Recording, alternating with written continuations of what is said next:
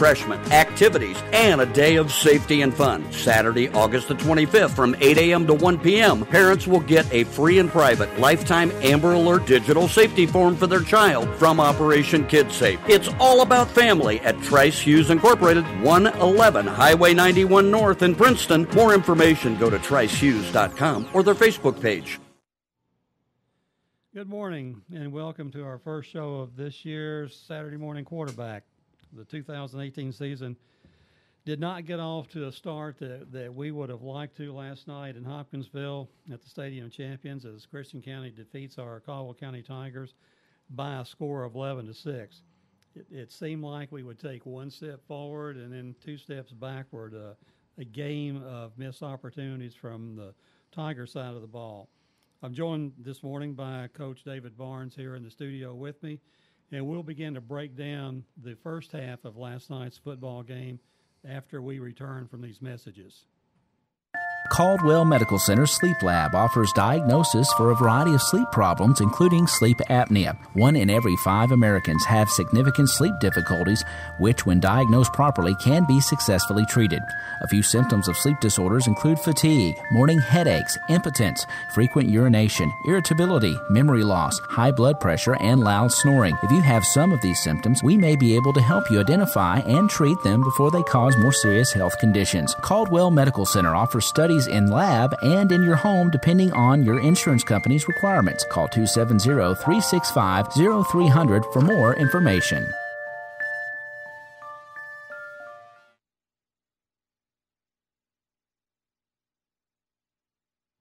And we're back here at the Saturday Morning Quarterback.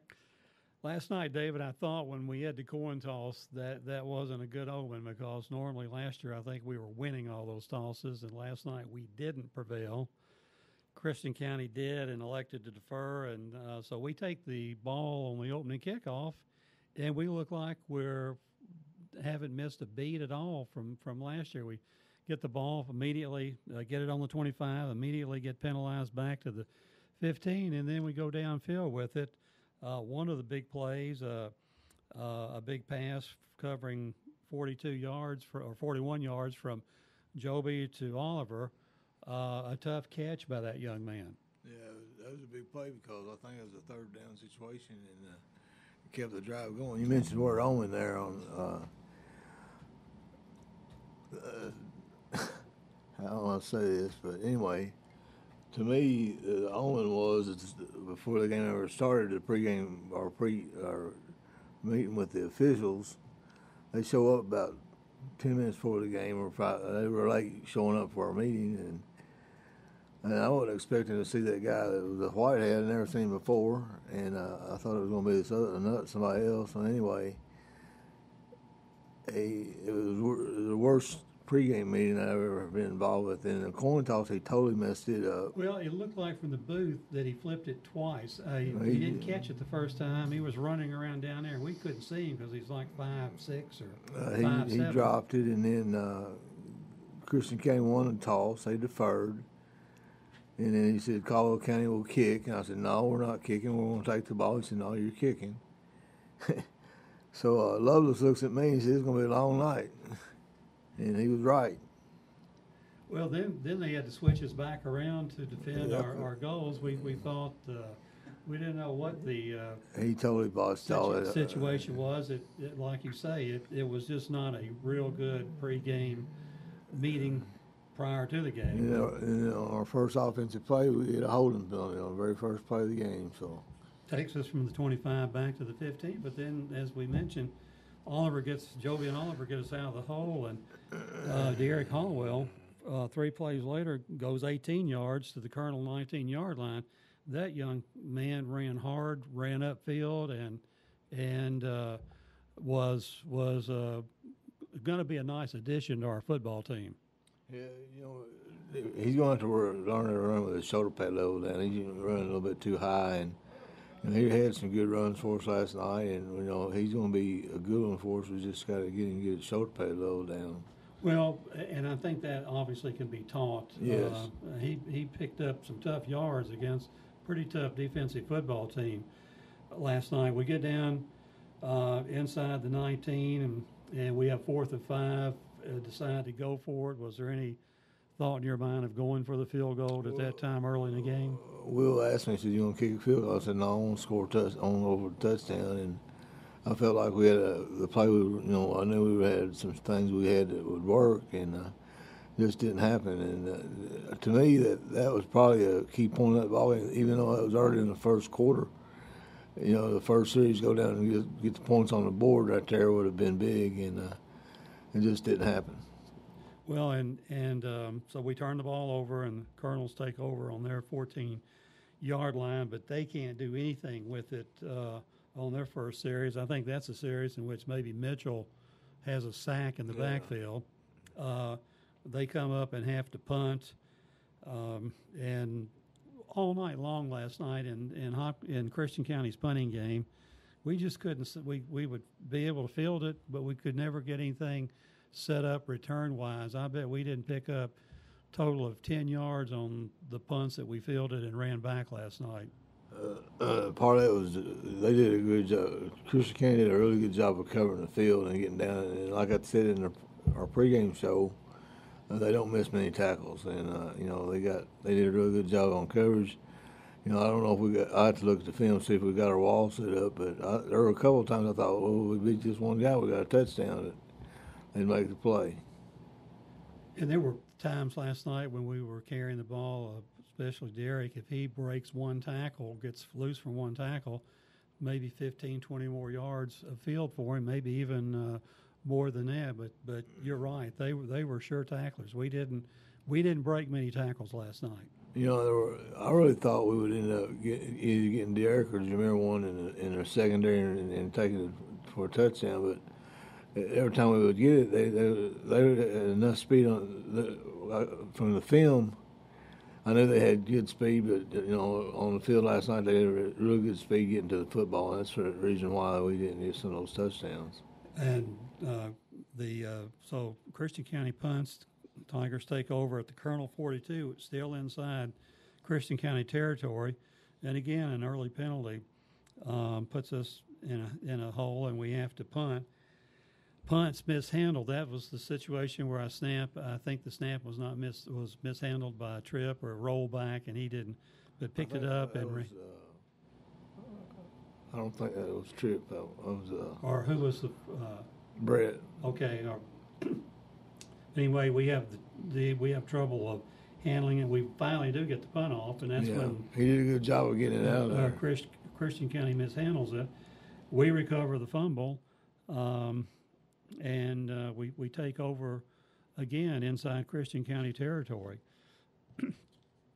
but again, we don't get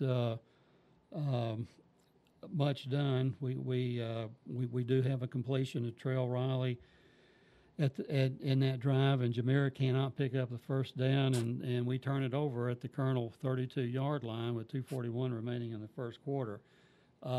How was our blocking last night? We looked like we had some holes that would open, and sometimes the holes would not be there. I thought, and again, I haven't watched the film yet, but I thought overall we played pretty well up front. I know there were a couple, we had a third down situation where they pretty much stuffed us up the middle, and but overall I felt like we did a pretty good job. And late in the game, when they were rushing the house, it seemed like that's when it looked like our offensive line broke down a little bit, especially late in the game when resulting in the two safeties.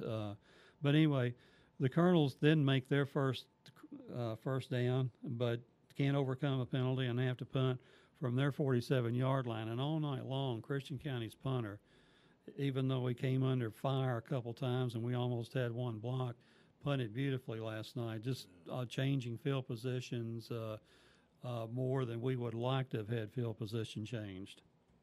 Yeah, we were Coach McGowan works really, really hard on our punt return, and that's one of the things that we thought going in this game, we would be able to get good field position, but we get on the edge right there on the corner, and we couldn't get it on the field. We again we can't get a return, and we take over at our 13-yard line. 11 minutes 6 seconds remaining in the first half, and we go 3 and out. and we punt. Christian County takes over right at midfield, and the third drive of the night for Christian County, they begin to move the ball, picking up 2 first downs, aided by a 20-yard run. They eventually get to our 8-yard line, and they're penalized back to the 13. And one of the situations that their big guy gets loose, and they pick up the touchdown on a 6-yard burst up the middle. And it looked like we had him contained and just couldn't get him down. I thought we had him. I thought that they should have blown the whistle. That kid kept his feet moving and got in the end zone on it. Is that the series where we had the penalty that kept the drive going? Yes. Mm-hmm. Yeah. Mm-hmm. And that was a big thing. And, that penalty is one of those penalties that shouldn't occur, and hopefully we learn from that mistake and it doesn't happen again. Well, and all night long it appeared to be a lot of chippiness on the field because there were several, I guess, unsportsmanlike conduct penalties called, or personal foul, or whatever they may want to call it. Yeah, because Christian County, I think it's on that series that they got the kid ejected. Well, we didn't know whether somebody had been ejected. That was right before halftime, and we take over. Christian County scores with 41 seconds remaining in the half. We get the ball, pick up a first down on a Joby Jagger scramble. Then we hit a 15-yard pass over the middle to the 45-yard line, half ends, and we see yellow flags all over the field. And that's when they ejected that kid. And we thought it could have been their big back in the backfield, but it obviously was not him. No. But anyway, we're at halftime. Penalty to be marked off on the opening kickoff of the second half, and we're only down 7-0, and still I felt like we had dominated the game up to that point.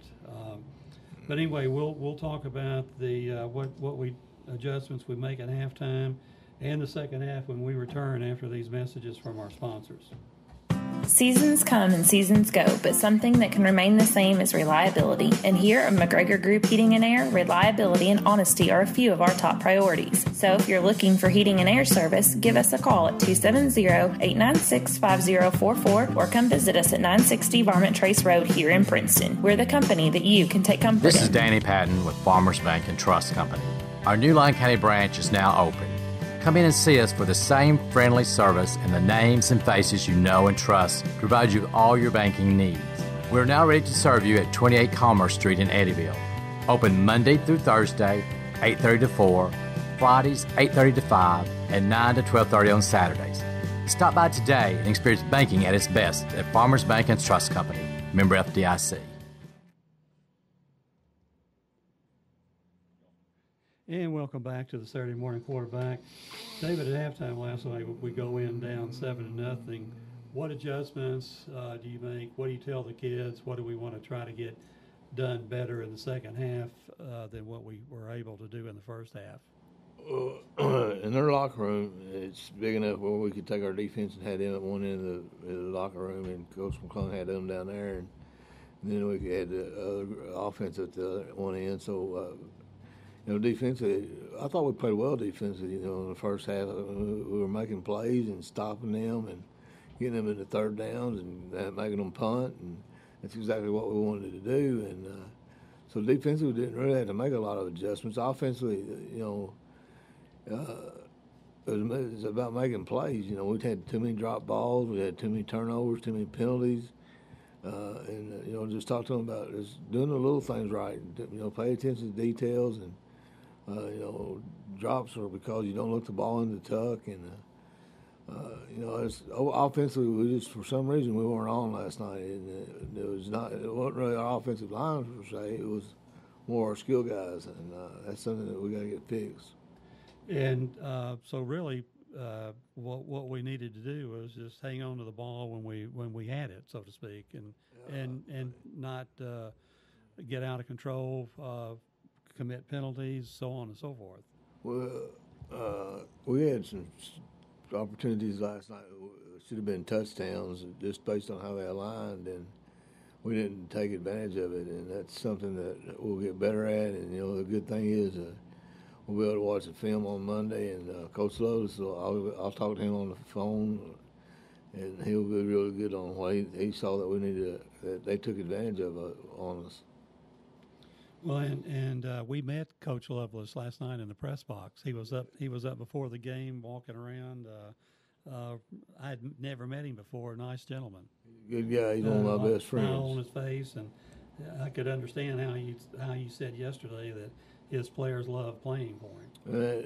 And when we were going in before the game, and Coach Lovelace was doing his defense, and I walked by him, and that big running back came up, and I said, "You know Steve Lovelace?" He said, "I love Steve Lovelace." Yeah, that's what those kids think about that guy. And it shows. I mean, he's got a team that's committed to each other, and hard-fought game last night, which I thought we should have had a win, but that was not in the cards. But to start the second half with the results of these two penalties at the end of the first half against Christian County, they're penalized 30 yards, and we kick off from their 30-yard line. We were in the booth saying, well, let's onside kick it because at least he gets inside the 20, because if we obviously boot it out of the end zone, it gets back to the 20. And I said, it's one of these situations where you can drill a kid with a hard-hit ball, and that's what happened here. And they muff it around and fall on it at the 1-yard line, a big break for us. But Colonels pick up one first down, and then they fumble the ball to us. I think that's the hit that Ben Holt made on the quarterback, and we take over at the Colonel 13-yard line, can't pick up a first down, and decide then when we're at the 9-yard line that we will try a field goal to cut the lead, Christian County's lead from 7-3. But it didn't look like much of a hook from where we were sitting down at the opposite end of the field up high, but obviously it was wide left. It was. From where it went left just a little bit, He didn't miss it by much. You normally, when you see it going wide left, you see a hook and a curve in the ball, but it appeared to us to be fairly straight, but we knew it was outside the upright. Yeah. So anyway, we don't pick up the 3 points there, and Colonels then take over at the 20. They pick up a first down, have to punt from their 34, another possession stopped by the Tigers. And again, another one of these great punts from Christian County, 41-yard punt on that particular fourth down to our 25-yard line. We can't get anything set up and upfield on that. So we have 7 minutes remaining in the third quarter, and we immediately get a 12-yard run by Derek Hollowell. Again, just a heavy dose of running by him. He looked like it was 2 to 3 Christian County guys having to bring him down on every carry he made. He ran the ball hard, and he's the type of kid that if we can get him in space, he'll be able to take it to the house. And I thought he ran hard. He got down on himself there in the second half, and I think he learned a lot from last night's game. And in this particular drive, this is a drive that we put 6 points on the board. We face 3rd and 13, and Joby hooks up with Travis Newsom for a 17-yard gain. Travis caught the ball in heavy circumstances last night and having to make somewhat circus catches to hang on to the ball. The touchdown catch was unbelievable. I mean, that was a great job of him paying attention and watching the ball in and getting a touchdown for us. And the gain by Travis takes the ball to the Colonel 49. The Tigers are driving. We get another first down on the pass to Oliver Parker at the Colonel 27-yard line, a 7-yard pass to Gabe Eves, a 5-yard run by Derek Hollowell moves the ball to the 9. And on 3rd and goal, Joby hooks up with Travis in the end zone on the catch you're just referring to, where it was an all-out effort by him to make that catch. And Joby threw the ball where the defender couldn't get it, and Travis, he laid out and made a great catch. Picture of that in the paper this morning. The referee's going to say he didn't get in the end zone. Well, I was waiting for the hands to go back and forth, indicating an incomplete pass or something that motioning out of bounds, but we didn't get it. So we score at the 2-minute, 51-second mark of the third quarter. come in for the PAT, and again, it doesn't look like it's hooked badly, but it's wide left again. Almost the exact same as the field goal.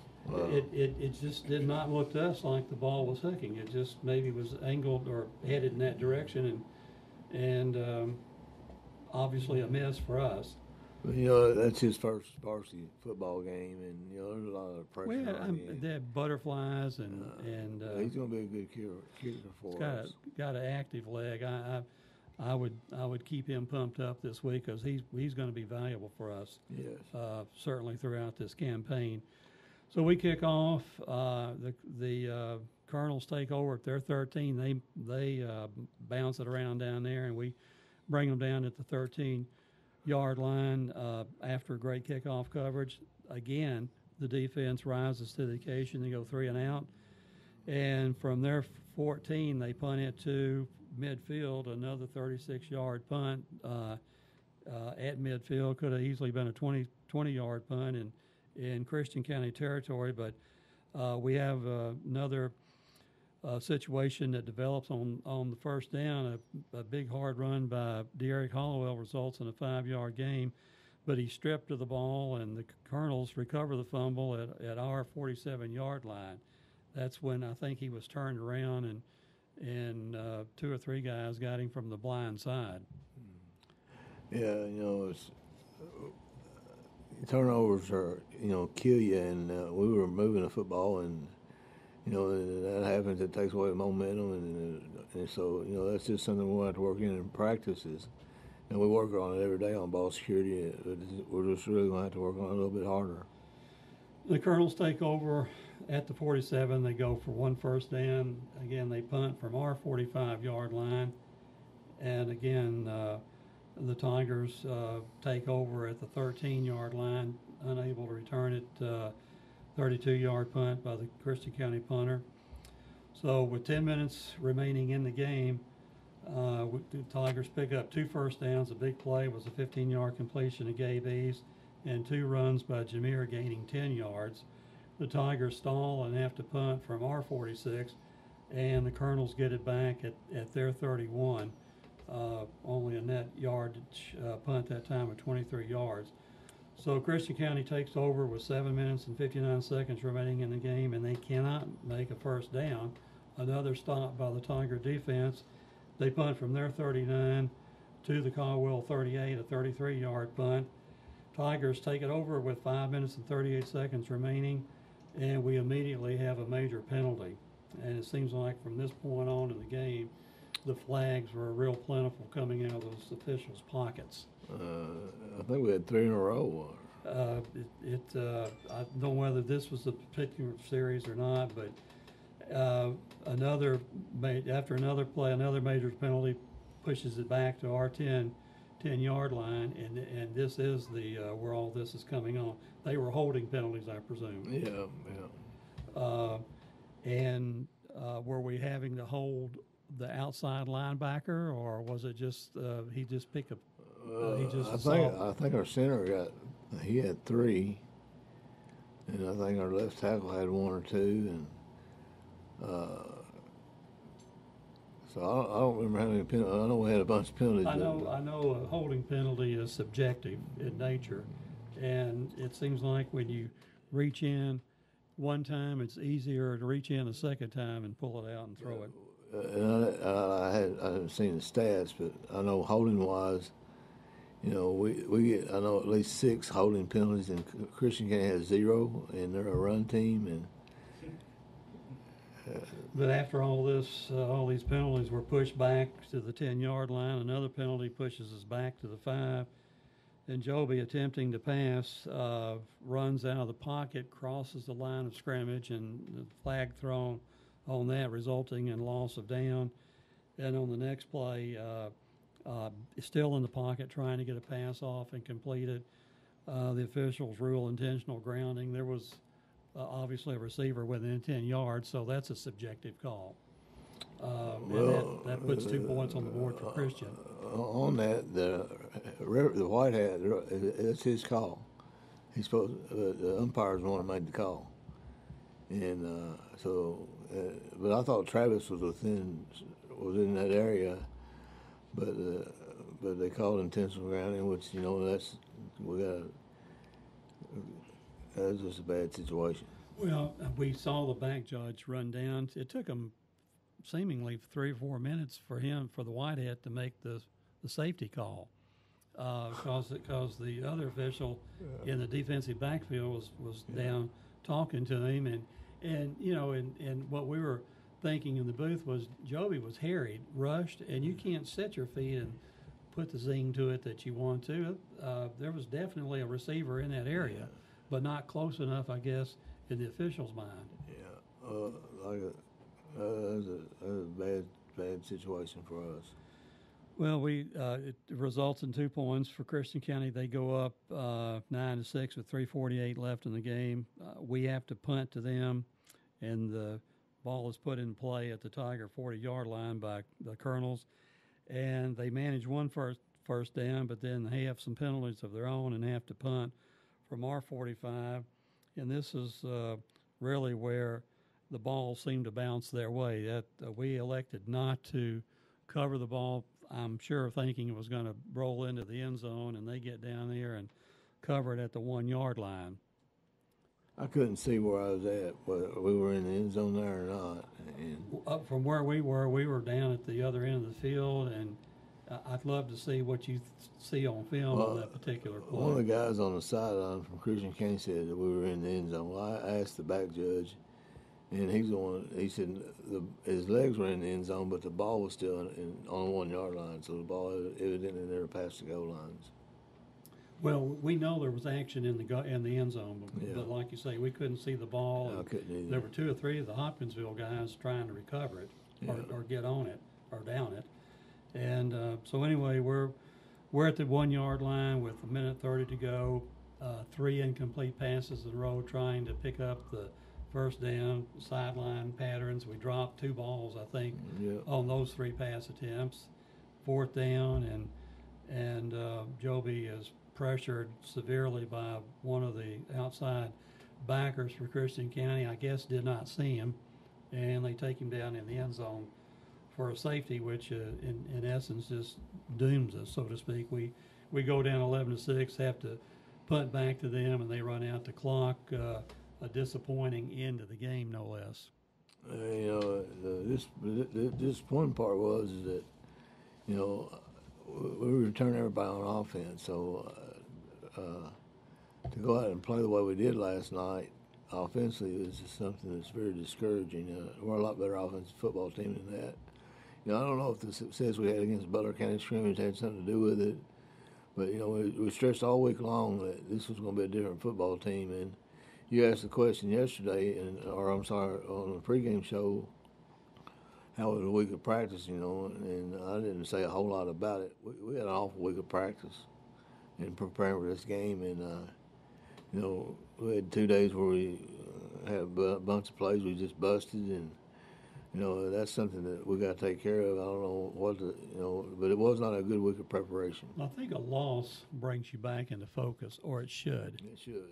And we'll return after this for our final segment after these messages from our sponsor.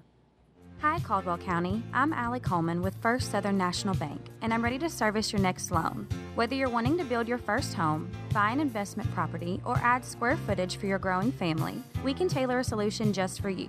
Stop by my office at 101 West Washington Street in Princeton, or give me a call at 270-365-3545 to apply today. First Southern National Bank, Equal Housing Lender, Federal Registry 409424, NMLS 1002990. Great news! Any size ice cold and refreshing soft drinks are still just $1 at McDonald's every day. That's the news. Now the weather. Soft drink lovers at McDonald's report enjoying ice cold deliciousness. Also reported, chance of refreshment 100%. Get any size soft drink for just $1 only at McDonald's. A la carte only, limited time offer at participating McDonald's. Cannot be combined with any other offer or combo meal. Are you college bound this fall and looking for a bank that will help you through the process of starting your first checking account?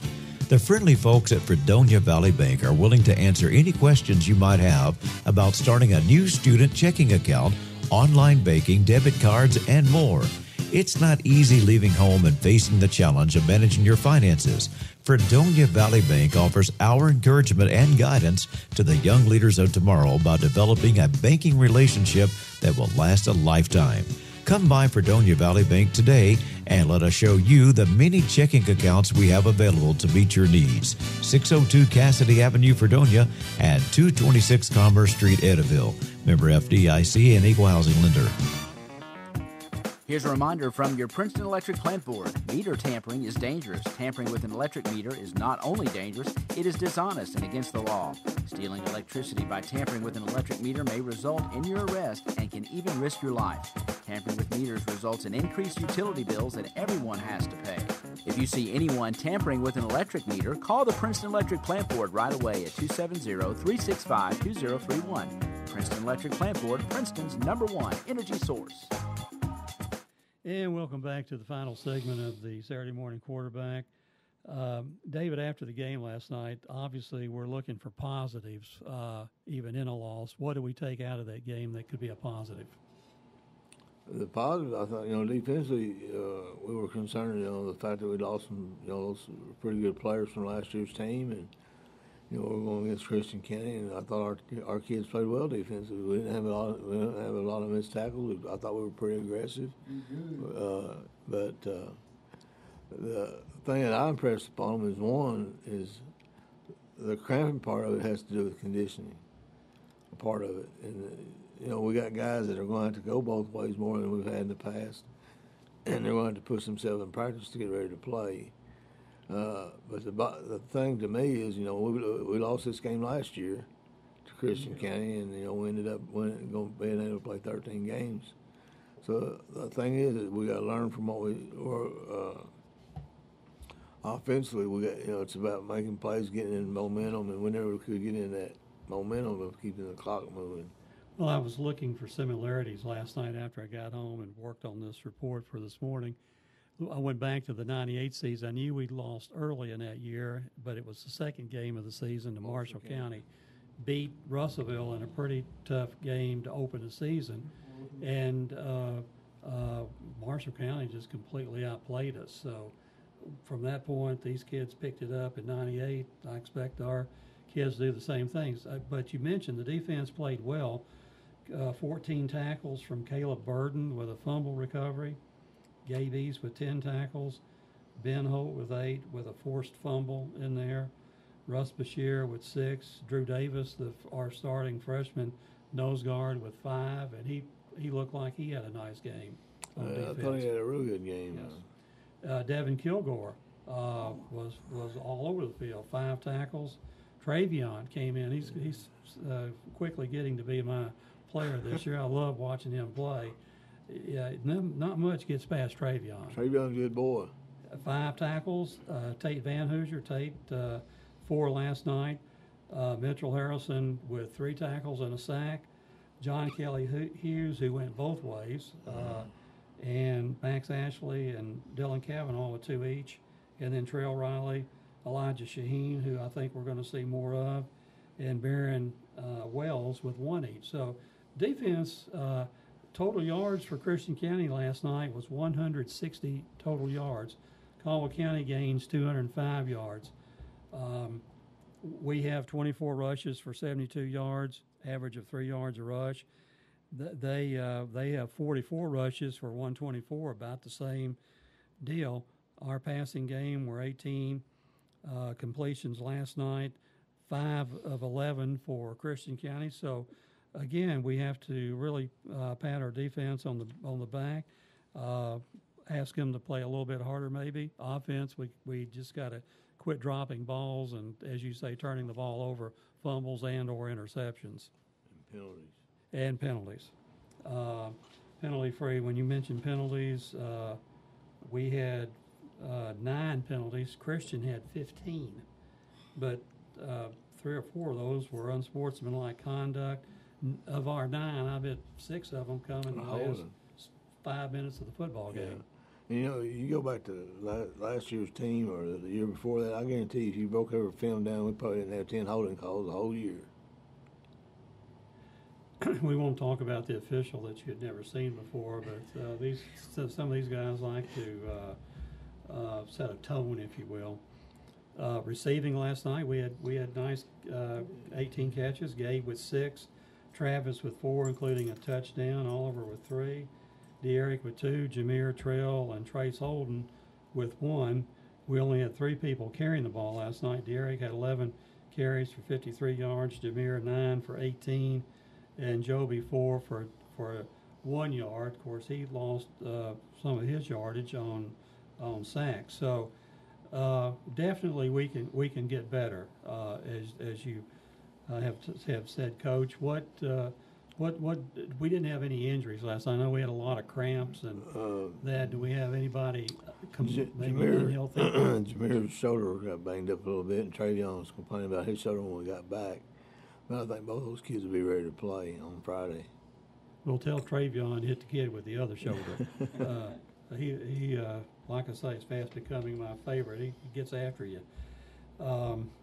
So it's just a situation. We have Graves County next week. What I know they beat Murray last night. Probably not the athletes that Christian County has. We didn't play them in the 7-on-7 down at Murray, but they were down there, and I got to see a little bit of them. The quarterback that did not play against us last year, he'll be back. He's a really good athlete. They got some good defensively. They're going to be big up front. I know that, and we'll get those films today and get those broken down. And Coach Gregory does a great job with those guys, and looking forward to us getting better. I'm not really concerned about Graves County right now. I'm more concerned about our team, and I know we're a lot better football team than what we showed last night. When we mentioned injuries, we know we had several cramps last night. It just seems like midway of the third quarter, both teams decided that it was time to cramp up a little bit and get off the field maybe for a rest or what. Well, it was hot, but, like I said, we've never had that many cramps before. And Mike said, our trainer, he said he hadn't seen anything like that in a long time either. As you mentioned earlier off air, get the pickle juice out. Yeah, I guess I want to do that. Earl, you're in charge of that. I'm about to. Well, again, we got our game coming up this Friday at 7 o'clock in Graves County. Another long trip down there, but I think you'll have the kids' attention this week in practice. Any final thoughts before we wrap this show up, David? Jaron Hartley was not, his grandfather passed away yesterday, so he was not able to be at the game, so we'll let him know we're thinking about him. And then we got a JV game Monday night, our first home JV game, which we're looking forward to that, and against Madisonville. And, Graves County, I don't know if we've ever played at Graves County before. I'm not real sure. I have to go and dig out my Todd Griffin supplement. He's got all those reports in there. I didn't look that up. Didn't use that piece this week. It's not that. It's an hour maybe to Mayfield. So I hope our fans come out and support us, which I know they always do. And speaking of crowd, I thought we had a great crowd last night in Hopkinsville. Yeah, I did too. And of course we couldn't judge on our side whether they were Christian County fans or Hopkinsville fans getting there early. But we had as many, I think, as Christian County did. Yeah, I was really pleased with that. The other thing is that our kids they want to win football games, and they're going to come back on Monday. We're going to go to work and watch the film, and we're going to get better. And they know offensively we can do a lot better than what we did last night. Defensively we keep getting better, and the kicking game will be better. And And as I mentioned earlier, 1998, we lose early in the season and come back and go on a run. So next week we'll be at Graves County. The game time of that game is back to the normal time of 7 o'clock, and we'll be on the air with the David Barnes pregame show at 6 o'clock, and at 6:30 we'll join in live coverage of the Graves County Caldwell County game, which would begin at 7. And as always, if you can't be there, you can always listen to Dennis Stevens and me for the broadcast or the live stream. And for Coach David Barnes, this is Bob Hayes wishing you a most pleasant Saturday. Penny Rile Electric members, did you know that outage information is right at the tip of your fingers? To enroll in outage